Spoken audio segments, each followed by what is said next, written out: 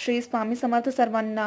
रक्षाबंधनाच्या तुम्हा सर्वांना खूप खूप शुभेच्छा. नमस्कार मंडळी, कशा आहात तुम्ही? आय होप तुम्ही सर्वजण ठीक असाल. तर आज रक्षाबंधन आहे आणि शनिवार पण होता, त्यामुळे मी ठरवलं की आज आपण कुठेतरी मंदिरात जाऊयात, जेणेकरून मन थोडं प्रसन्न वाटेल. आणि इथे मी ह्या मंदिरात फर्स्ट टाइम आले होते आणि हे मंदिरामध्ये तर मूर्ती एवढ्या छान छान होत्या आणि एवढं छान त्यांची पूजा केलेली होती आणि खूप तिथे स्वच्छता पण खूप जास्त होती, त्यामुळे खूप प्रसन्न वाटत होतं. आणि मी सगळ्या देवांचं खूप मनापासून प्रार्थना केली आणि खूप मनापासून दर्शन पण घेतलं आणि तिथे थोडा वेळ पण टाइम पण स्पेंड केला. आणि हे मंदिर बाहेरून असं होतं जिथे की मी पहिल्यांदाच आले होते आणि बाहेर आल्यानंतर मी पाहिलं की तिथे तर खूप साऱ्या राख्यांचे स्टॉल लागलेले होते आणि जिथे की खूप साऱ्या व्हरायटीच्या आणि खूप कलर्समध्ये अशा राख्या होत्या ज्या मी पाहिल्या, पण मला लगेच राखी नव्हती खरेदी करायची, त्यामुळे मी काही नव्हती घेतलेली.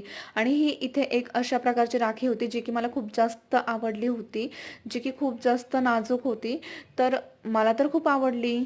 तुम्हाला आवडली का ते तुम्ही मला कमेंट करून नक्की सांगा. आणि तुमच्या आजच्या दिवसाची सुरुवात कशी झाली ते पण तुम्ही मला नक्की सांगा.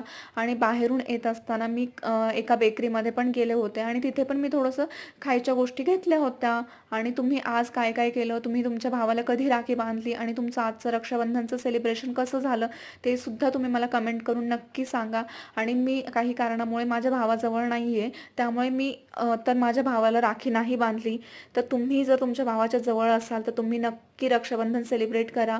आणि तुम्ही रक्षाबंधन कशा पद्धतीने सेलिब्रेट केलं ते तुम्ही मला नक्की सांगा. आणि येत असताना मी अशा एक दोन छान अशा राख्या आणल्या होत्या ज्या की खूप जास्त नाजूक होत्या आणि त्या तर मला खूप जास्त आवडल्या होत्या. आणि आजचा जेवणाचा मेनू असा होता.